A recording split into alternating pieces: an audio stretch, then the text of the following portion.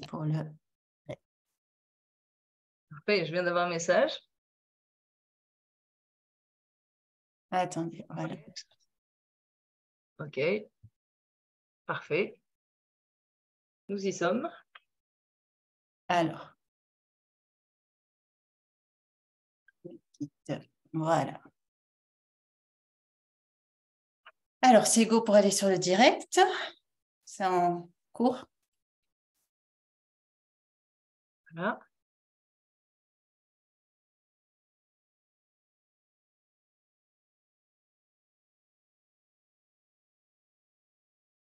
Ça y est, on y est, je pense. Ok, super. Bonjour à tous et bienvenue dans ce direct, dans cette interview inédite avec Pascal Piquet. Alors, en ce mercredi 31 mai 2023.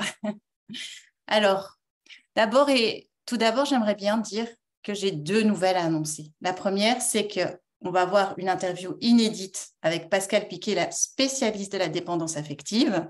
Et en plus de ça, c'est une personne qui m'est chère parce qu'elle a réussi à transformer ma vie.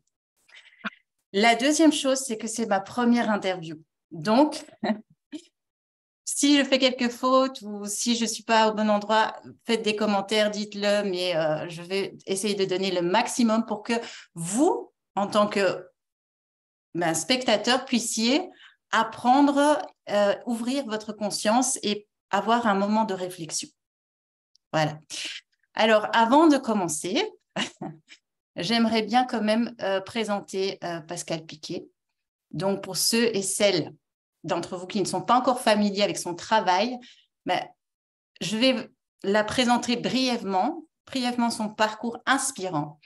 Donc, c'est une femme qui éveille les consciences. Son livre à succès, Le syndrome de Tarzan, il a changé ma vie et il explore les difficultés à se détacher de nos lianes.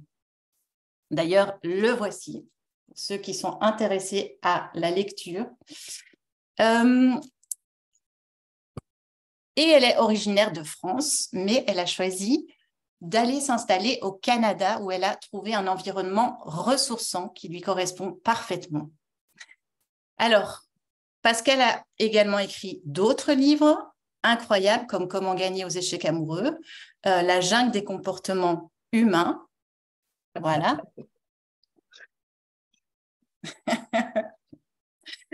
Best-seller, on le rappelle. Et alors, je pense qu'il y en a encore deux. Oui, j'ai écrit aussi Séduire pour une nuit ou charmer pour la vie. Oui, exactement, je l'ai aussi, mais je l'ai en numérique.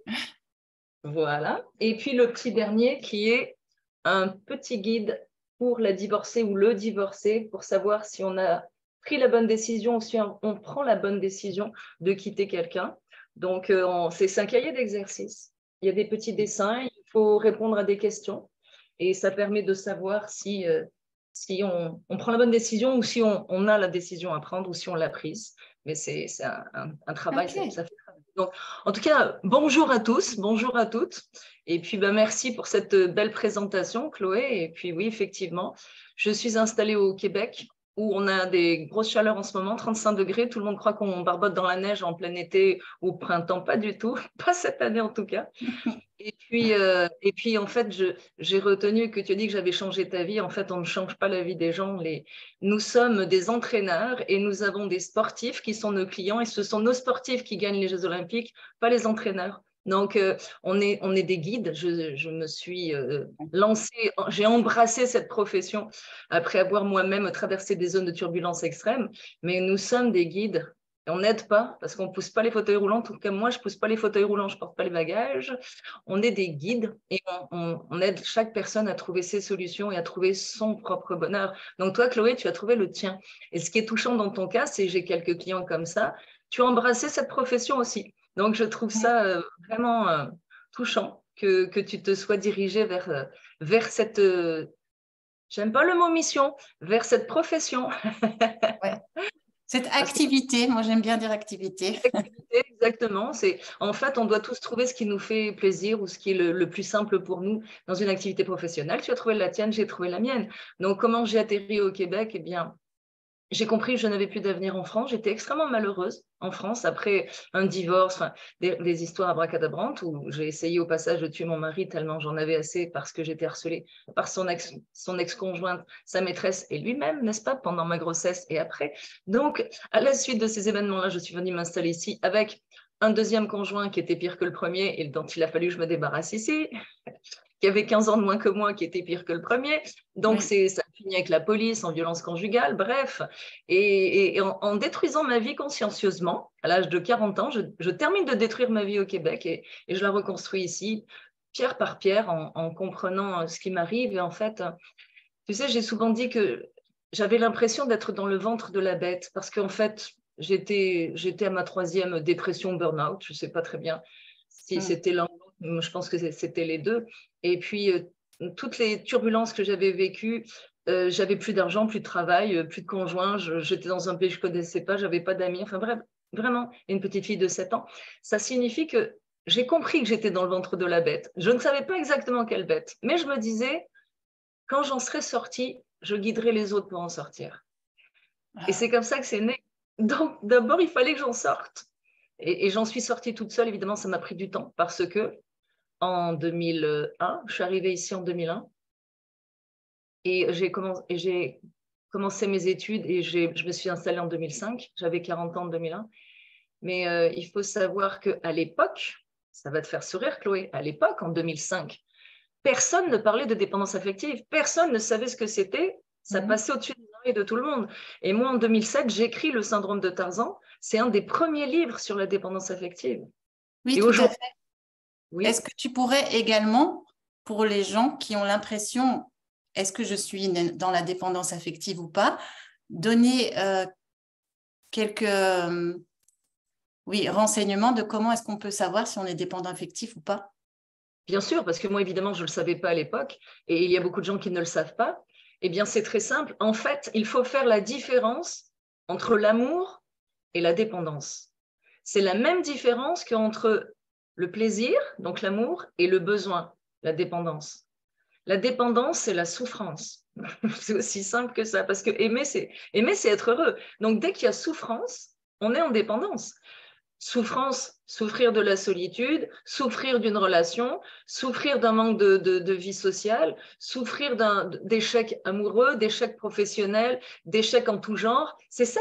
C'est quand on ne va pas bien, quand on n'est pas bien dans sa vie. Il y a une dépendance. Cette dépendance, c'est quoi? C'est un vide qu'on ressent et qu'on essaie de remplir, soit par toutes sortes de produits ou de mauvais comportements, soit par une autre personne.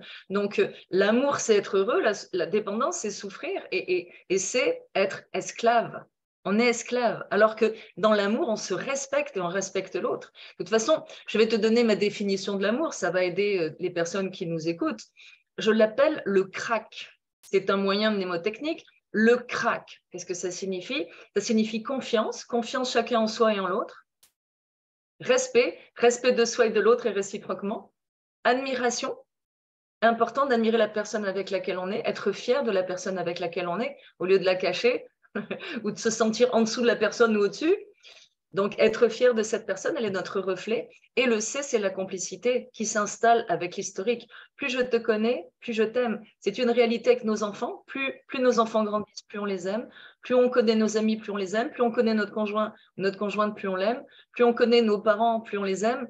C'est logique. Plus on a d'historique avec une personne, plus on l'apprécie, plus on l'aime. Et ça repose sur le sexe épanouissant.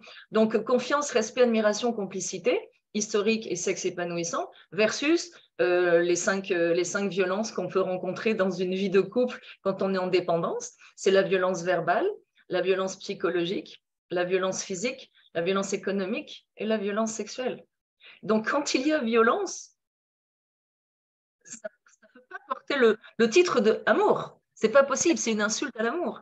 Donc, et quand je dis violence, ça peut être le sarcasme, l'ironie. Oui. C'est de la violence conjugale, on ne s'en rend pas compte.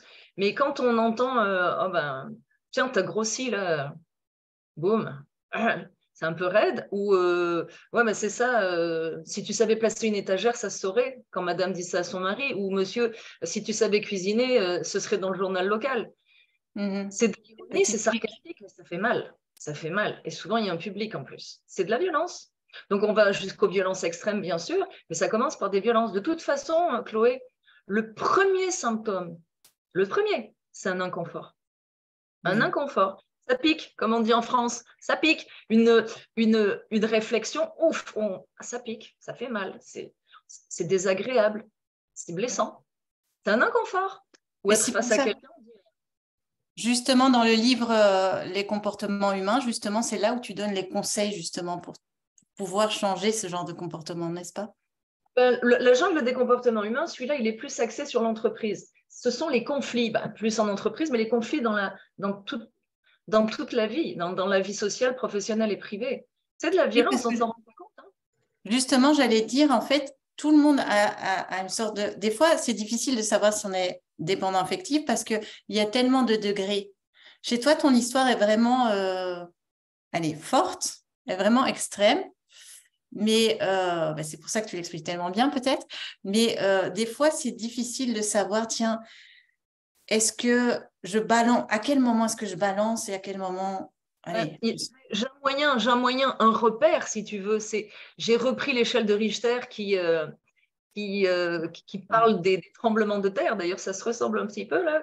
Les tremblements de terre, c'est-à-dire que quand on est à plus de 10, il y a la vaisselle qui vole en éclats et il y a toute la maison qui est retournée. Ouais. Donc, si on est entre 1 et 4, en fait, la dépendance affective, c'est le manque de confiance et d'estime. Ce n'est pas uniquement associé à une relation intime. C'est le manque de confiance et d'estime qui va vous pousser dans toutes sortes de pièges.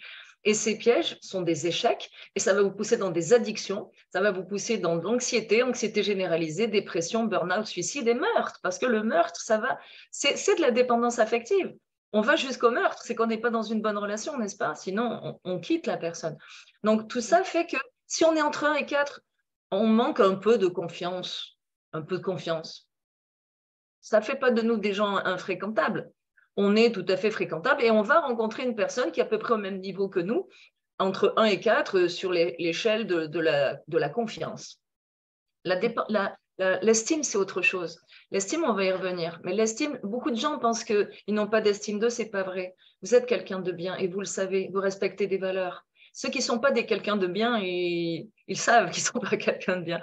Mais si vous respectez des valeurs, eh bien, vous êtes quelqu'un de bien. Ça c'est coulé dans le béton. Les valeurs sont de belles programmations. Quand on a été éduqué dans des programmations, on n'est pas capable de mentir, de voler, de tuer. Ce n'est pas possible. On a des valeurs qui sont ancrées. Donc, ça, là, on est quelqu'un de bien. C'est coulé dans le béton. C'est la confiance qui fluctue. La confiance, suivant les situations, elle va fluctuer. Et c'est là qu'on se rend compte qu'on a confiance plus ou moins dans certaines sphères de notre vie. Donc, si on fait une moyenne, si on est entre 1 et 4 dans la confiance qu'on place en soi, c'est tout à fait gérable, c'est vivable. Il y en a peut-être un qui dirige un peu le couple, mais il n'y a pas de violence. Mais 5 et plus. Puis quand je dis 5 et plus, c'est 5 et plus de 10, 11, 12, 5 et plus. Là, il y a de la violence. Ouais. Vous souffrez. Alors, vous souffrez peut-être un petit peu, beaucoup, énormément, mais c'est de la dépendance parce que à partir du moment où vous réalisez que l'autre ne vous respecte pas, vous devriez le quitter, mais vous ne le faites pas. Ouais. C'est là qu'on sait qu'il y a de la dépendance, parce que quelqu'un qui ne vous respecte pas, il n'y a rien à en tirer. Rappelez-vous, confiance, respect, admiration, complicité. S'il n'y a pas de confiance, combien de couples, Chloé, combien de couples n'ont pas confiance en l'autre? C'est comique, hein? Oui. Combien de couples ne se respectent pas, se disputent, se traitent de tous les noms? Combien de couples? Et je veux dire aussi, dans la dépendance affective, c'est que des fois, on pense qu'on est sorti. Et puis, on se remet dedans d'une manière ou d'une autre. Parce que nos programmations, je pense. Hein. Oui, ça vient des programmations, effectivement. C'est parce que tu peux réussir à t'extraire d'une relation qui ne te convient pas et rester célibataire 10 ans et te dire, bah, ça y est, je suis sortie du problème, rencontrer quelqu'un d'autre et avoir à nouveau les mêmes comportements. C'est-à-dire s'agripper à l'alien. Même si l'alien ne vous respecte pas, vous vous y agrippez. Donc, ce n'est pas l'écart de temps entre deux relations qui va faire que vous êtes guéri. Pour être guéri, entre guillemets, c'est développer votre confiance. C'est un muscle. Et tant que vous n'avez pas confiance en vous, vous ne vous respecterez pas et vous ne vous ferez pas respecter. C'est comme ça. C'est comme ça. C'est-à-dire que vous venez un enfant de 6 ans dans certaines sphères de votre vie et là, vous n'avez plus de sens commun. Vous êtes terrifié. C'est la peur, hein, la peur, le doute, la culpabilité, la peine, toutes les émotions négatives qu'on peut lister, ça vient de l'enfant intérieur que l'on doit faire grandir. Et pour le faire grandir, il faut développer la confiance. L'estime est là. Elle est là, l'estime. Mais il faut développer la confiance. Ça se muscle. Et c'est notre métier, Chloé. Hein. C'est le métier Oui, qui nous permet de muscler la confiance des clients et puis de leur faire comprendre qu'ils ont une belle estime. Mais ça, c'est la solution. C'est la panacée universelle. Tous les problèmes des êtres humains reposent, excluant les problèmes de santé mentale, reposent sur le manque de confiance et d'estime. À oui. l'inverse, quand on booste l'une et l'autre, le monde est à vous. Et c'est ce que j'ai vécu. Le monde n'était pas moi quand je suis arrivée ici. Je peux te dire que j'étais au ras des pâquerettes, comme on dit, mais dévastée. Là, plus d'argent, plus de travail, plus d'amis, plus de conjoints. La police est intervenue chez moi dans un pays que je ne connaissais pas avec de la neige par-dessus la tête. Je n'avais même pas de déneigeuse. Je peux te dire que pour me rendre dans les bas-fonds, je me suis rendue dans les bas-fonds. Mais Et en justement, c'était ma prochaine question. Parce que je pense que les auditeurs, en tout cas les spectateurs, les gens qui nous écoutent, qui nous voient, aimeraient savoir, mais comment est-ce que je m'en sors? Mais la meilleure question serait, comment est-ce que toi, tu t'en es sorti? Est-ce que tu peux raconter un peu quelques étapes de ton parcours qui ont été révélateurs, Par exemple, est-ce que le changement d'environnement est suffisant? non. De ce que j'entends, c'était pas suffisant. On pense, oui, je vais changer d'environnement, mais tu avais re-rencontré quelqu'un de toxique. Donc, Oui. voilà. Est-ce que Je tu peux donner quelques étapes qui ont… J'ai juste déplacé le problème. Parce que, en fait, oui, j'étais persuadée que je laissais tous mes problèmes en France. Mais j'en étais persuadée, Chloé. Je suis arrivée ici en mars 2001, j'avais fêté mes 40 ans en juillet 2001. Mais pour moi, j'étais au paradis. Le conjoint devait me rejoindre 3 mois plus tard pour mon anniversaire. Je laissais tous mes problèmes et tous les fous que j'avais attirés en France. Bon, ça y est, j'étais au paradis. Ouais. Ben, le jour de mon anniversaire, ça allait très mal avec le conjoint, j'avais plus de travail, j'avais plus d'argent et personne n'est venu célébrer ça avec moi. Et là, la descente aux enfers a commencé. Et puis, comment j'en suis sortie? Eh bien, il y a quelque chose qui… On a un instinct de survie. Quand on a cet instinct de survie, il nous dit, ils n'auront pas ma peau. C'est la seule chose qui tournait en boucle dans ma tête, ils n'auront pas ma peau. Je ne savais pas de qui je parlais, mais je ne voulais pas tomber. Je voulais pas tomber. Et je me suis reconstruite pierre par pierre. Alors tout à l'heure, en introduction, on peut se poser la question, puisque je suis PNListe, hein, je suis post-maître en PNL. Tout à l'heure, tu me demandais hors antenne si la PNL, je l'avais utilisée pour moi. Non. Non, parce que quand j'ai commencé mes études en PNL, j'avais déjà réglé mon problème. Ok, Et, wow. et pendant mes études, à la fin de mes études, j'ai écrit le syndrome de Tarzan, mais j'avais déjà réglé mon problème, qui était la colère et la tristesse et le manque de confiance au niveau de la vie affective. J'avais confiance en moi dans d'autres sphères, mais au niveau affectif, je voulais sauver mes conjoints. J'imagine qu'il n'y a personne qui nous écoute à qui c'est arrivé. Personne Ah n'essaie oui. de sauver le conjoint. Non, non, non. Le syndrome du sauveur, c'est un fantasme. Hein. Surtout C'est chez une… les femmes. Il n'y a personne qui veut Oui. sauver son conjoint, bien sûr que non. Eh bien si, j'ai voulu sauver les deux et ils m'ont foncé dans les bas-fonds parce qu'on ne peut sauver personne. Mais le desperado qui veut être aimé, qui veut être reconnu, eh bien, qu'est-ce qu'il fait? Il va donner sa vie et son sang pour que l'autre l'aime, pour l'obliger à l'aimer. Mais l'autre ne l'aimera pas plus, il va lui taper sur la tête pour en avoir encore plus. Et c'est comme ça que j'ai inventé les deux personnages. C'est dans le syndrome de Tarzan, c'est le trou noir affectif qui prend tout, qui donne pas grand-chose, très peu, mais qui prend tout, qui est face au desperado, qui essaie désespérément d'acheter l'amour. Mais ça ne marche pas. Donc, pour le même vide affectif, le même vide qu'on ressent à l'intérieur, le même manque de confiance et d'estime, il y en a un qui va devenir dominateur et l'autre dominé. Et c'est comme ça Exactement. qu'ils vont s'acoquiner, comme ça qu'ils vont s'attirer. Parce que le dominateur attire le dominé systématiquement. Et le desperado veut sauver le trou noir affectif, qui est quelqu'un qui souffre. C'est le beau ténébreux qui souffre ou la princesse en détresse. Et alors, le desperado veut les sauver. Alors, le pauvre desperado va essayer de sauver la belle en détresse. Et une fois qu'il va la sortir de l'ornière, elle va le rejeter comme une vieille chaussette et elle va s'en aller vers un autre gars qui va la maltraiter. Et là, le C'est connu, desperado c'est connu. ne comprend plus.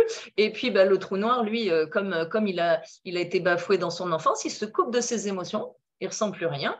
Et il va être le beau ténébreux qui souffre. Et il va tomber sur une femme ou sur un homme. ça marche aussi avec l'homosexualité, puis même avec toutes les nouvelles races sexuelles qui foisonnent, c'est toujours la même chose. Il y a toujours un desperado en trou noir quand on est en déséquilibre affectif. Donc, le beau ténébreux qui souffre et la belle en détresse, laissez-les sur le bord de la route. Il y a des dépanneuses pour ça. Ne vous en occupez pas. Parce que le desperado, lui, bien sûr, c'est le sauveur universel. D'ailleurs, je m'amuse à dire souvent que Spider-Man, Superman, Wonder Woman, tout ça, je pense qu'ils n'ont jamais eu de relation sexuelle parce qu'ils n'ont jamais le temps. Ils sont tout le temps en train de sauver. Donc, je pense qu'ils sont tous vierges. C'est vrai que quand on travaille sur l'estime et la confiance en soi, on apprend l'égoïsme intelligent, comme on dit. On apprend à se réapproprier, se réécouter ses besoins. On apprend une des phrases de la Bible, sans être particulièrement religieuse, mais je trouve que la Bible est pleine de bon sens. Eh bien, on apprend charité bien ordonnée commence par soi-même. J'adore, ouais. C'est de toi que j'avais écouté celle-là. Et nous qui sommes des coachs, si moi je ne vais pas bien parce que je me suis dispersée à vouloir sauver tellement de gens que je n'ai plus d'énergie, si moi je ne vais pas bien, comment je vais faire pour que ma fille aille bien, pour que ma famille aille bien? Comment je vais faire pour que mes clients aillent bien? C'est impossible. Donc, le fameux masque à oxygène en cas de dépressurisation de la cabine qui tombe du plafond dans les avions, il vous recommande de le mettre sur votre nez à vous en premier. Et ce n'est pas innocent. Si vous n'avez plus d'oxygène, ce n'est pas vrai que vous allez réussir à sauver vos enfants ou le voisin. C'est impossible. Donc, ça n'est pas de l'égoïsme. J'aime pas ce mot parce que ça n'est absolument pas. C'est du bon sens. C'est du bon sens parce que si moi, je suis connectée à moi et que je vais bien, je suis connectée à quelque chose de plus grand que moi, vous l'appellerez comme vous voulez. On peut même l'appeler la créativité. Donc, je suis connectée à quelque chose de plus grand que moi et je suis connectée aux autres. J'ai les deux connexions. Si je ne suis pas connectée à moi parce que je suis en souffrance, c'est certain que je ne serai pas connectée à toi, Chloé, c'est certain que je serai connectée à rien d'autre. Si vous avez un mal dedans, vous êtes connecté à rien du tout, on peut vous emmener dans le plus beau pays que vous souhaitiez visiter, on peut vous montrer la femme la plus belle, l'homme le plus beau, le repas le plus incroyable. Ça vous est égal, vous avez mal aux dents. Et bien, la souffrance qu'on ressent quand on est desperado au trou noir, ce mal de dents, eh bien, nous empêche d'être connectés aux autres. Donc, le trou noir, lui, il se coupe parce qu'il a mal, il ne peut plus rien ressentir. Et le desperado, il a décidé de sauver le trou noir. Mais ça ne marche pas. Non. C'est justement au moment qu'il lâche prise que cette personne peut se réapproprier, se réécouter soi et commencer, step, comme tu l'as dit, step by step. La symbolique, elle est comme ça, hein. Un couple en dépendance affective. Mais il n'y a pas que la dépendance affective en couple. Il y a la dépendance affective des amis, la dépendance affective du patron, des collègues de travail, des autres, même des inconnus. On ne veut pas que les inconnus nous jugent. La dépendance affective est partout. Tant que vous êtes relié viscéralement à un autre être humain, ça ne va plus. Donc, en dépendance affective, c'est un qui s'appuie sur l'autre. S'il y en a un qui s'en va, l'autre tombe. Oui. Alors, une relation équilibrée, ce sont deux personnes, encore une fois, que ce soit deux amis, deux collègues de travail, un patron et un employé ou deux amoureux, on doit être comme ça. L'un et l'autre autonomes. L'inverse de la dépendance affective, ce n'est pas l'indépendance affective, c'est l'autonomie affective. Parce que l'indépendant affectif qui a été broyé, qui ne veut plus de relation, il a le même problème que le dépendant affectif qui continue à être broyé. Les deux ont un manque de confiance, ont été broyés, mais il y en a un qui continue, puis il y en a un qui s'arrête. Mais ils ont le même problème. Donc, devenir un indépendant affectif, dans un premier temps, c'est une bonne idée, pour plus aller s'écorcher sur des relations toxiques. Mais après, il faut travailler sur vous, développer votre confiance, vous respecter, vous faire respecter, et ensuite être capable d'entrer à nouveau en relation. Moi, je suis profondément convaincue, Chloé, que l'être humain est fait pour vivre en couple. Ça, on ne me l'enlèvera jamais de l'idée. Et qu'il est exclusif. Ça, là, on ne me l'enlèvera jamais de l'idée. Après, on peut faire tout ce qu'on veut. Je n'ai aucun problème avec ça. Je ne suis pas une directrice de conscience. Mais moi, ce que je ressens dans mon fort intérieur, c'est que quand on est avec la bonne personne, qui nous nourrit à tous les niveaux, sur le plan spirituel, intellectuel et sexuel, on ne regarde pas les autres. On est comblé. Donc, on est fait pour vivre en couple. L'être humain est un animal de meute. Il est fait pour vivre en société, en famille, en couple. Oui, mais pas à n'importe quel prix. Pas à n'importe quel prix. Et ce n'est pas vrai que quelqu'un qui décide d'être ermite meurt instantanément parce qu'il est coupé des autres. Bien sûr que non.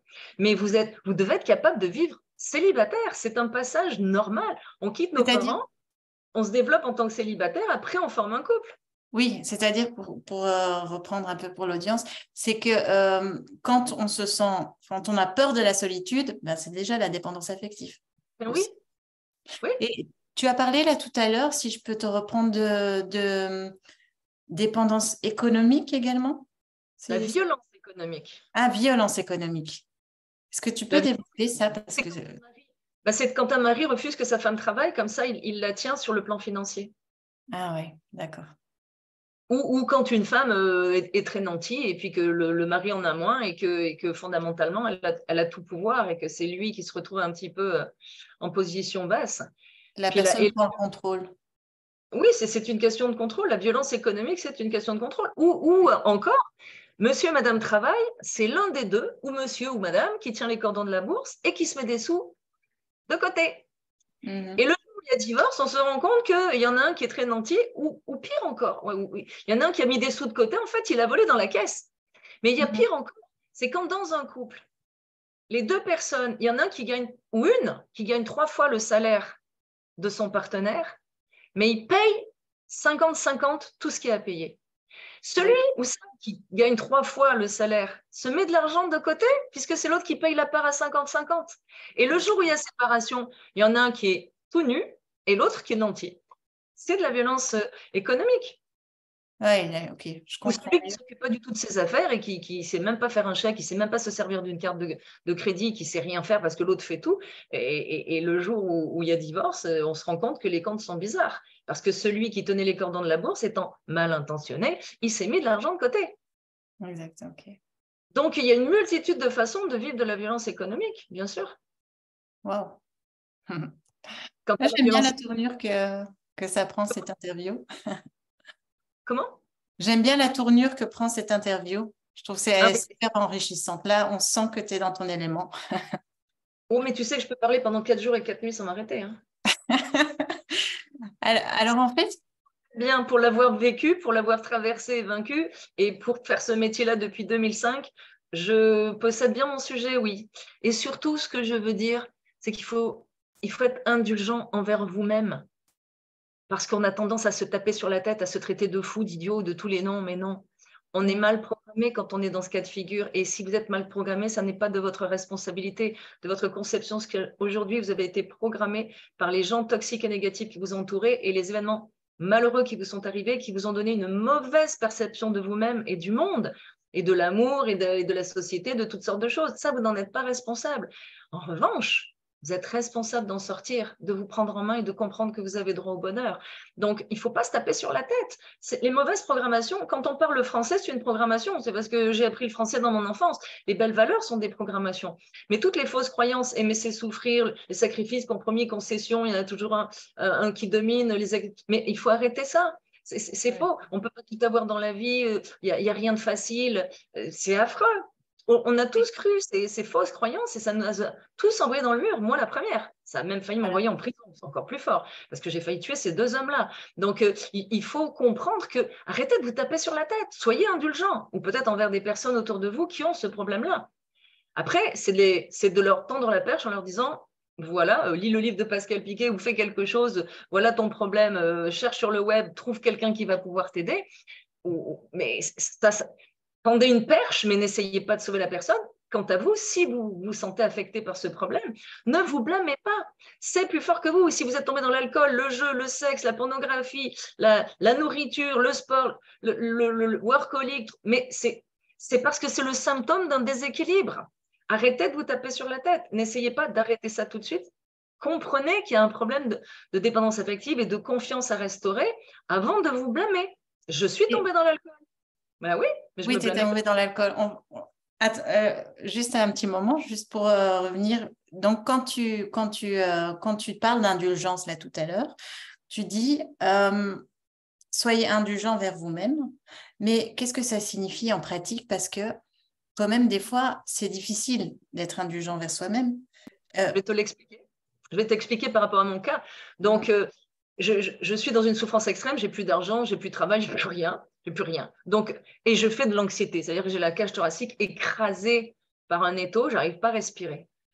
Vraiment, j'arrive plus à respirer. Et ce que naturellement tu vas faire toi ou les auditeurs, je ne peux plus, je ne peux plus respirer. J'y arrive plus. Donc, c'est effroyable parce que je n'ai pas de maladie, je n'ai pas eu d'accident. Et je me retrouve à genoux par terre et l'air ne passe plus. Je ne comprends pas ce que j'ai. Et puis, la seule façon d'arriver à respirer, c'est de boire de l'alcool. Alors là, un verre, 2 verres, 3 verres, je suis à la proue du Titanic, je me sens libre, j'ai plus de problème, je suis dans une sensation incroyable de liberté. Et puis après, 4 verres, 5 verres, la bouteille, 2 bouteilles. Et puis, j'aurais pu me juger. Mais je me disais, OK, j'étais une alcoolique de week-end. J'avais compris qu'il ne fallait pas toucher à l'alcool du lundi au vendredi. Donc, ma fille m'avait demandé, quand on boit de l'alcool, on est alcoolique. Quand on boit de l'eau, on est quoi? J'avais dit hydraulique. J'ai dit, je suis hydraulique du lundi au vendredi. Le vendredi soir, youpi, à moi les bouteilles d'alcool, la fête a commencé. Et je buvais du vendredi soir au dimanche soir. Okay. Et je me suis traitée de tous les noms, bien évidemment. Je suis une alcoolique. Je me suis traînée moi-même dans la boue. Je me suis comportée comme une moins que rien. Je dis, non. Je me disais, OK, j'arrête de boire. Parfait. Donc, j'essayais de reconstruire ma vie. Je faisais de l'anxiété et je buvais. Parce que l'alcool neutralisait l'anxiété et pendant ce temps-là, je pouvais reconstruire ma vie. Mais je me suis dit, non, je ne suis qu'une alcoolique. Je ne bois plus. Donc, je ne bois plus. OK, je ne bois plus. Donc, j'essaie de reconstruire ma vie. Je lutte contre l'alcool et je lutte contre l'anxiété. Impossible. Donc, je me suis dit, OK, c'est bon, je bois, ça calme l'anxiété, je reconstruis ma vie. Mais évidemment, je ne buvais pas de façon à prendre la voiture et avoir des accidents. J'étais chez moi tranquille. Ou quand je faisais des soirées avec mes amis, chez moi, je ne bougeais pas de chez moi. Mais je ne pouvais pas lutter contre l'alcool, contre l'anxiété, en même temps, je reconstruisais ma vie. Donc, je me suis dit, je continue à boire parce que je ne sais pas quoi faire d'autre. Quand je te dis que j'étais dans le ventre de la bête, je ne savais pas ce qui m'arrivait, puis je ne comprenais pas comment en sortir non plus. J'y allais un jour à la fois. Et puis, j'ai reconstruit ma vie. Et alors, je buvais parce que je faisais de l'anxiété, donc je buvais pour me réconforter. Et après, à chaque victoire, je buvais aussi pour me récompenser. Donc, je buvais tout le temps. Et là, j'ai compris. Je dis que ce soit pour me récompenser ou me réconforter, je trouve toujours une raison de boire. Et quand j'ai commencé à vraiment être heureuse dans ma vie, être bien dans ma peau, je me suis rendu compte que je n'avais plus besoin de l'alcool. Becky. Et là, on retombe sur la différence entre le besoin et le plaisir. C'est-à-dire que le besoin, c'est la dépendance et la soumission. On est foutu. On est dépendant d'un produit, dépendant des autres, alors que le plaisir, c'est l'autonomie et la liberté. C'est-à-dire que si tu n'es plus dans le plaisir, tu te retires. Mais si tu es dans le besoin, tu ne peux pas te retirer. Donc, la réponse, c'est la confiance. En développant la confiance, on réenligne notre vie dans toutes les sphères, sociales, professionnelles et privées. On reprend la maîtrise de notre vie. Et là, il n'y a plus d'inconfort parce que l'inconfort, c'est un message du subconscient pour nous dire qu'on n'est pas à la bonne place. Donc, on est dans le confort, on est bien. Et puis les imbéciles, oui, je le dis, les imbéciles qui disent de sortir de leur zone de confort, ils sont dangereux. On ne sort pas de sa zone de confort. On élargit sa zone de confort. On n'en sort pas. Oui, c'est ça. On élargit sa zone de confort. Pas qu'on se met dans la peur parce que justement la peur amène plus de peur et d'anxiété et nous fait retourner dans nos programmations. Mais il y a quelque chose que j'entends dans ce que tu nous as raconté, c'est que l'alcool, c'était une béquille. Et souvent, l'erreur que les gens font, c'est qu'ils s'attaquent aux problèmes de surface. Oui. Plutôt qu'aller voir, il y a une vraie... Et puis la deuxième chose qui m'a fait tilt, c'est que tu as eu ce moment où tu buvais de l'alcool, mais où tu t'en voulais, où tu te traitais peut-être les noms. Je me traînais dans la boue moi-même, oui. Voilà. Et puis un autre moment où tu as dit, maintenant je lâche prise, je suis humaine, je fais de mon mieux chaque jour. Et c'est ce discours aussi qui a fait que tu as pu changer cette dynamique, on va dire. Il ne faut pas se battre. Et comme dit le proverbe chinois, si tu ne peux pas remonter le courant, laisse-toi porter. Mais ça, je ne savais pas quoi faire d'autre. Donc, je me disais, je gêne personne, je bois toute seule chez moi, je ne mets personne en danger. Bon, on verra bien ce qui va se passer. Mais on ne peut pas se battre sur tous les fronts en même temps. On ne peut pas. Mais il n'y a pas eu que cette béquille-là, ma chère Chloé. Il y a eu les petits jeunes aussi. Parce qu'une fois que ma vie a été broyée par mon mari, ma féminité a volé en éclats, ma maternité aussi, parce qu'il me trompait pendant que j'étais enceinte, bref, je me suis mise à avoir une compulsion aux petits jeunes, comme si les jeunes entre 18 et 25 ans pouvaient redorer mon blason au niveau de la féminité. C'est pareil, c'est une compulsion, c'est-à-dire que le cerveau fait un mauvais une mauvaise relation à un moment donné avec un circuit de la récompense dans le cerveau, là, et que si on ne va pas bien, on boit, ça va mieux, on risque de devenir alcoolique. Si on fume, quand ça ne va pas, on se met à fumer de plus en plus parce que le cerveau dit hey, quand tu ne vas pas bien, tu fumes, ça a l'air de te faire du bien. Ou toutes les compulsions dans lesquelles on peut tomber, eh bien, je me suis retrouvée addictive aux petits jeunes parce que je me suis dit, les gars de mon âge, trop facile. J'étais une séductrice, donc j'avais compris toutes les ficelles. C'est pour ça que j'ai écrit séduire pour une nuit ou charmer pour la vie, n'est-ce pas? C'est pas la même technique. Mais j'avais compris toutes les ficelles pour les hommes de mon âge. Et là, d'un seul coup, je me suis dit, mais les plus jeunes, ça va être plus compliqué. Mais le pire là-dedans, c'est que j'avais pas envie de sexe avec eux. Il suffisait. Je les choisissais très beaux et très névrosés. C'est ça que j'avais pas compris. Parce qu'on s'attire entre nous. Quand on est en déséquilibre, on s'attire. Les déséquilibrés attirent les déséquilibrés et repoussent les équilibrés. Donc mes proies, c'était des gars très beaux et très déséquilibrés. Et je les reniflais, ça réveillait quelque chose chez moi. Il fallait que je saute dessus comme une espèce de requin. Mais en fait, c'était complètement absurde. Mais j'avais pas envie de sexe. À partir du moment où je flirtais avec, parfait. Pour moi, c'était bon, j'avais gagné. Sauf que j'avais chauffé la machine, il fallait passer à la casserole, mais j'en avais pas envie, pas du tout. Et j'en simulais comme c'est pas possible parce que je voulais me débarrasser du problème le plus vite possible. Oui. Mais je le dis en riant, mais quand on se plonge dedans, c'est un côté pitoyable sur le coup. Mais ça ne l'est plus quand vous comprenez que c'est plus fort que vous et que ce n'est pas ça qu'il faut, comme tu le disais tout à l'heure, ce n'est pas ça qu'il faut stopper. C'est le problème en amont, c'est le vide, c'est ce besoin de redorer mon blason en féminité, c'est ce besoin de sauver quelqu'un, c'est ce besoin de ne pas être seul, c'est tout ça qui fait qu'on tombe dans des comportements déplacés. Donc, ça ne sert à rien de se taper sur la tête, ça ne sert à rien. Et pas plus que de taper sur la tête du trou noir, parce que mes clients qui viennent sont souvent des desperados, mais on ne tape pas sur la tête du trou noir. Le trou noir affectif, ouais, il est le dominateur, mais il a l'air plus cruel que le desperado, mais il ne le fait pas exprès. Il ne le fait pas exprès, il a été programmé comme ça. Donc, il faut qu'il en prenne conscience. S'il n'en prend pas conscience, il faut s'en éloigner. Et ils en prennent rarement conscience parce que c'est une technique de survie pour eux, c'est une stratégie de survie. Donc, ce n'est pas la peine d'essayer de leur faire du catéchisme pour les obliger à changer de comportement. Ça ne servira à rien. Ils ont une stratégie de survie, ils ne la lâcheront pas. C'est tout ça qu'il faut intégrer. Donc, le trou noir affectif, il ne faut pas lui taper sur la tête non plus, il faut s'en éloigner. Il faut juste s'en éloigner. On ne rentre pas dans la cage d'un tigre qui n'a pas mangé depuis 3 semaines, on va se faire bouffer. Même si on a un beau quartier de viande sur l'épaule, bah, le tigre, il va attraper l'ensemble et il ne veut pas bouffer parce qu'il a piqué, il veut manger. Donc, il va attraper le quartier de viande et ce qui est en dessous. Donc, on ne rentre pas dans une cage de tigre, on s'en éloigne. Déjà, on comprend le problème qu'on a, une dépendance affective qui vient du grand vide d'une carence affective dans l'enfance. Et ensuite, on développe la confiance et l'estime de façon à ne plus attirer ce genre de personnes parce que vous envoyez un message de proie. Dans votre site internet subliminal, c'est mangez-moi, mangez-moi, mangez-moi. C'est ça. Ouais. Et le prédateur arrive parce que le trou noir affectif est un prédateur. Mais on n'a jamais vu une lionne courir après la gazelle qui est la championne du monde de vitesse. On a toujours vu une lionne courir après la plus faible, la plus petite, la plus vieille, la plus malade. Et on est une proie. Plus on est faible, plus on est une proie pour des gros prédateurs. Donc, plus vous perdez votre confiance, plus vous attirez des grands prédateurs et plus vous allez vous faire bouffer.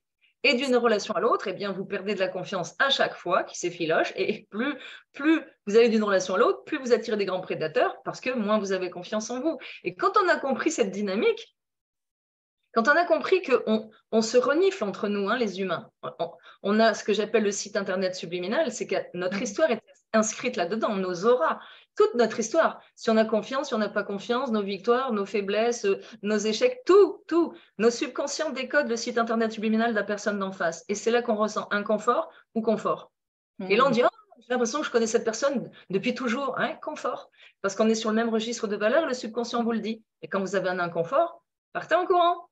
Mais ce site internet subliminal, bah, ils vont se connecter les deux. Le trou noir va tirer le desperado. C'est immédiat, c'est fou, mais c'est comme ça. Et c'est comme une partie de tennis. Vous ne jouez pas contre Nadal au tennis, sinon il faut prendre un fusil et tirer sur les balles qui vont vous passer au-dessus des oreilles. Hein. Vous jouez au ball-trap, vous n'en rattraperez pas une. Et vous ne jouez pas au tennis non plus contre une personne non-voyante. Il ne va jamais vous en envoyer une. Vous allez quitter le court.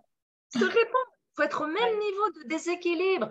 Donc, celui qui critique son conjoint en le traitant de fou ou de dépendant affectif, ben, critique lui-même. Parce qu'il est au même niveau, mais il ne manifeste pas de la même façon.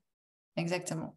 Et justement, je voulais un petit peu expliquer comment moi, par exemple, j'ai connu Pascal Piquet et travaillé avec elle. C'est justement, au départ, étant névrosée, j'ai cherché à comment je peux récupérer mon ex. Et justement, Pascal Piquet avait écrit Pourquoi récupérer son ex, qui a vraiment, qui m'a déjà remis en place sur ah oui, ok, c'était pas la bonne idée. Et je voulais dire que la première chose, comme tu dis, c'est on s'informe. Donc, moi, par exemple, ce livre, c'est le livre numéro 1 en dépendance affective, je trouve. J'en ai lu d'autres, hein, mais ce que j'ai bien aimé, c'est déjà ce franc-parler et on a besoin de cette information. Des fois, on a besoin d'être comme recadré parce que c'est comme si on part dans une autre réalité, en fait. Dans notre monde, Oui. on n'est plus là, on n'est plus ancré. Et le yoga aide aussi, bien sûr. Je suis aussi Des gens, spécialiste en yoga. la Et plus... ensuite, oui. Oui, vas-y, vas-y. Et ensuite, moi, j'ai remarqué, OK, comment je mets tout ça en pratique? Et c'est là que je me suis dit, OK, j'ai besoin de Pascal Piquet, qui justement donnait des coachings via Skype, je me souviens bien. Et c'est là que j'ai compris, OK, en pratique, ça marche pas, j'arrive pas, comment je fais? Et justement, j'étais très dure envers moi-même. Et c'est là que je me suis dit, OK, ce coaching, c'est ce qui m'a permis d'entrer déjà dans le monde du coaching, dans le monde de revenir à un équilibre, de reprendre son pouvoir. Parce que quand tu dis que quand on est faible, les gens le sentent, mais quand tu reprends ton pouvoir, tu te remets droit, Oui, pas appuyé, mais droit. exact. Ouais. Complètement. Mais il y a beaucoup de gens qui, qui pensent être seuls. Ils pensent qu'ils sont les seuls à vivre ça. Mais 98% de la population, sur une échelle de 1 plus de 10, vit de la dépendance. Donc, un manque de confiance et d'estime plus ou moins fort. Donc, dans un premier temps, d'un seul coup, mes lecteurs se disent, mais je ne suis pas seule, mais je ne suis pas seule à vivre ça, mais bien sûr que non. Après, ceux qui sont dans les ligues majeures, là, plus de 5, ils pensent qu'ils sont fous. Mais non, ils ne sont pas fous. Et ils n'ont pas une maladie mentale non plus. Ils sont mal programmés. Donc, le livre soulage parce que je raconte ma propre expérience et je ne suis pas folle. Donc, je raconte ma propre expérience. Et puis, évidemment, ceux qui sont entre 1 et 4, ils vont lire le livre et ils vont se remettre en selle tout seuls. C'est-à-dire qu'ils vont comprendre les fondements, ils vont comprendre les règles du jeu et ils vont avoir la capacité à se remettre en selle tout seuls. Ceux qui sont à 5 et plus, ils vont comprendre, mais ils ne vont pas réussir à se remettre en selle. J'attendais le plombier, il y avait un trou dans ma salle de coaching, l'eau coulait du plafond, et puis quand il est venu, je lui ai montré où était le trou. Je le savais où était le trou, Chloé, mais je ne savais pas le réparer. Mais je savais où était le trou. Donc il y a beaucoup de gens, ils savent où est le trou, mais ils ne savent pas, ils ne peuvent pas, ils ne sont pas en mesure de le réparer. Moi, je l'ai fait seule, mais ça m'a pris énormément de temps, et probablement parce que j'étais destinée à faire ce métier, je ne sais pas. Mais en fait, c'est comme je le dis dans le livre, c'est comme si j'avais monté 17 étages d'une tour, alors que maintenant, je suis liftier, c'est-à-dire que je vous fais monter en ascenseur. Ça va beaucoup plus vite. Donc, c'est juste de comprendre que, premièrement, vous n'êtes pas seul. Deuxièmement, vous n'êtes pas fou non plus. Et troisièmement, pourquoi le livre est un best-seller? Parce que, il a plus de 30 000 exemplaires vendus, parce que toutes les personnes en déséquilibre affectif font la même chose. Toutes les personnes heureuses font la même chose pour être heureuses, que vous preniez n'importe quelle philosophie de n'importe quel pays, la philosophie du bonheur, et même les philosophes de la Grèce antique avaient déjà tout compris. Ils avaient déjà tout compris. Donc, tous les gens heureux font la même chose pour être heureux. Et tous les gens malheureux font la même chose pour être malheureux. Ce sont les comportements humains qui sont comme ça. Oui. Toutes les personnes, que ce soit, peu importe la couleur de peau, la religion, le pays, la langue, le vide, moi, ça me fascine. Quelle que soit la culture, l'être humain, quand il est en dépendance et en déséquilibre, il ressent le vide. C'est quand même fou. On est donc bien tous fabriqués de la même façon. Et on a les mêmes comportements, automatiquement. Donc, dès qu'il y a souffrance, inconfort ou une addiction qui s'installe, c'est un problème de dépendance parce que la personne heureuse, elle n'a besoin de rien. Moi, là, je fais un jeûne hydrique de 7 jours une fois par an. Je ne bois que de l'eau, mais j'ai besoin de rien d'autre. Je ne vois personne. Je ne mange pas. Puis, je me rends bien compte que j'ai besoin de rien. On a besoin de rien. Quand on est équilibré, on peut… souvenez-vous, la différence entre le besoin et le plaisir. J'ai du plaisir avec mes amis, avec ma fille, j'ai du plaisir dans mes activités professionnelles, j'ai un plaisir fou. Je m'amuse dans tout ce que je fais, mais je ne suis pas dans le besoin. Oui. Ça fait toute la différence. Et justement, en parlant, j'aimerais t'amener vers un sujet très important et je pense que les auditeurs vont aimer l'entendre, c'est que si vous ne savez pas exactement où vous en êtes, n'hésitez pas à le demander à votre subconscient. Demander à soi-même simplement de se dire, en fait, de se parler de temps en temps, ça se fait du bien aussi de se dire, tiens, mais où est-ce que j'en suis et quel est le livre, la personne qui pourra m'aider, qui pourra m'aider à réparer comme le plombier, hein. Je vois où Oui. est le problème, mais je ne sais pas comment, je ne sais pas. euh, commencez à écouter votre inconscient, votre intuition, on va dire. L'intuition. Et souvent, j'ai ce témoignage de personnes qui me disent, j'ai demandé à mes guides, à mes anges, ou j'ai demandé à ma grand-mère décédée, ou j'ai fait de la méditation et j'ai demandé en méditation qu'on me donne une information. Oui, il y a toutes sortes de façons de le faire, mais ce que j'aimerais dire aussi, et tu en es la preuve, c'est que une fois que vous prenez la décision de faire un coaching, par exemple, ça ne prendra pas 20 ans ou 30 ans. C'est beaucoup plus rapide et c'est beaucoup plus simple que ce que vous croyez. Il suffit d'être bien guidé, mais c'est beaucoup plus simple que ce que vous pensez. Parce que les gens pensent que s'ils ont fait pendant 30 ans, il faut 30 ans pour réparer ou 40 ans. J'ai un client qui a 78 ans. 78 ans, il est venu faire le coaching, il m'a dit, moi j'ai toujours loupé mes relations affectives, je compte bien, avant la fin de mes jours, avant d'y passer, je compte bien avoir une belle relation. Et puis on a décodé pourquoi il avait toujours des mauvaises relations. Mais c'est beaucoup plus facile et tu en conviendras, Chloé, le bonheur, c'est simple. Je vous assure, c'est simple. Il ne faut pas manger des pousses de bambou, aller dans les ashrams en Inde, faire des heures de méditation par jour. Non, le bonheur, c'est ça. Moi, je ne fais rien de tout ça.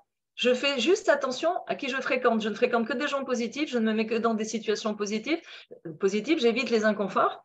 Tout ce qui est inconfort, c'est le signal qu'il va y avoir des ennuis derrière. Donc, j'ai une vie très simple. Je dors bien, je mange bien, je fais du sport, je vis dans un environnement incroyable qui est en pleine nature, puisque je suis au milieu de 37 hectares au nord du Québec, enfin au nord de Montréal. J'ai des amis fabuleux, je me nourris de l'amitié, je me nourris de l'amour avec ma fille, de tous ceux qui m'entourent, mais je ne fais rien de spécial. J'ai une vie très simple. Oui. Et c'est pour ça que des fois, il y a des gens qui se disent, oui, mais moi, j'ai pas envie de changer parce qu'au moins, je vis, il y a la vibration, il y a des hauts débats. Mais en réalité, c'est un leurre parce qu'on est dans le négatif, en fait. On se ment un peu à soi-même. Et c'est au moment où on est dans le bas. C'est Bouddha qui disait, quand la souffrance est trop forte, ben, c'est à ce moment-là qu'on décide, bon, là, il faut qu'il se passe quelque chose. Mais Mais là, ça dépend un peu des ça, gens. c'est bizarre à dire, mais la souffrance est une bénédiction parce que ceux qui ne souffrent pas assez ne se prendront jamais en main. Ils vont vivre une vie j'allais dire pourri, je le dis. Ils vont vivre une vie pourrie jusqu'à la fin de leur jour parce qu'ils ne C'est souffrent pas en assez. parler. Alors qu'ils méritent le bonheur, mais ils n'iront pas le chercher parce qu'ils ne souffrent. Tu sais, c'est comme tu as un petit caillou dans ta chaussure, mais tu peux continuer à marcher. Tu n'as pas envie de t'arrêter, de délasser tous les crochets là, de tes chaussures de marche. Oh, et à la fin de la journée, bah, tu as un bleu sous le pied, puis, mais tu souffres pas assez. Moi, là, si je n'avais pas frappé le fond avec la violence à laquelle je l'ai frappé, j'aurais continué comme je faisais d'habitude, avec ma brouette pleine. Je suis tombée une première fois en dépression, une deuxième fois en dépression. Ma brouette continue à se remplir, mais je croyais qu'elle était vide. Je suis repartie avec ma brouette au Québec et la brouette, elle s'est tellement remplie que là, je suis tombée à genoux et que j'ai eu peur de mourir. Je me suis dit, je suis en train de crever. Il a fallu que je me rende jusque-là, mesdames et messieurs, jusqu'à me dire, mais tu es en train de crever et tu sais même pas de quoi, mais tu es en train de crever. Là, j'ai eu peur. Là, j'ai Ouais. eu peur, j'ai fait appel au shiatsu, la manupuncture, pour me libérer de la colère et de la tristesse parce que j'étais sur le point. Le premier mari, là, je l'avais loupé, mais le deuxième, j'avais peur de ne pas le louper.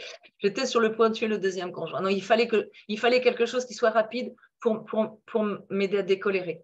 J'étais une bombe à retardement, une boule d'injustice, une boule de colère, et lui représentait tous les problèmes de la planète et les miens. Donc, il était la cible désignée. Il a fallu qu'en manupuncture, donc avec des points de pression pour libérer la mémoire des cellules du corps, j'ai été libérée en 4 séances de la colère et de la tristesse, ce qui fait que la dernière fois qu'on s'est battu avec ce deuxième conjoint, au lieu de disjoncter, ce que j'avais la faculté de faire, et de ne plus rien sentir et de foncer dans le tas, comme on dit, je suis restée très calme. Il m'a frappée, j'ai eu la lèvre fendue et je suis tombée. Et au lieu de disjoncter, parce que c'est ce que je faisais habituellement, là, j'ai appelé la police très calmement. Et là, j'ai su que la colère était réglée. Mais, ok, la colère et la tristesse étaient réglées, parfait. Je ne savais toujours pas de quoi j'avais souffert. J'étais incapable de le décortiquer. J'ai dû le décortiquer moi-même à travers les clients que je recevais, puis à travers mon propre parcours, et puis à travers des liens que je faisais avec tout ce que j'entendais, tout ce que je voyais. J'ai commencé par m'analyser moi, analyser mes conjoints, analyser mes clients, puis je me suis dit, mais bon sang, on fait tous la même chose. Et j'ai écrit le syndrome de Tarzan. Et comme je te le disais tout à l'heure avant la vidéo, je ne l'ai pas écrit seul, j'ai été inspirée. Alors, vous appellerez ça comme vous voudrez. Voilà, ça peut être de l'écriture automatique, ça peut être des informations qui me venaient d'ailleurs. Je n'en sais rien, mais moi, je vous dis très sincèrement, je ne l'ai pas écrit toute seule. Il y a des choses que je ne reconnaissais même pas d'avoir écrit, mais qui étaient cohérentes quand même, hein, qui étaient cohérentes avec mon expérience de vie. Et quand je vois que c'est un best-seller, ça veut dire qu'il s'est quand même passé quelque chose.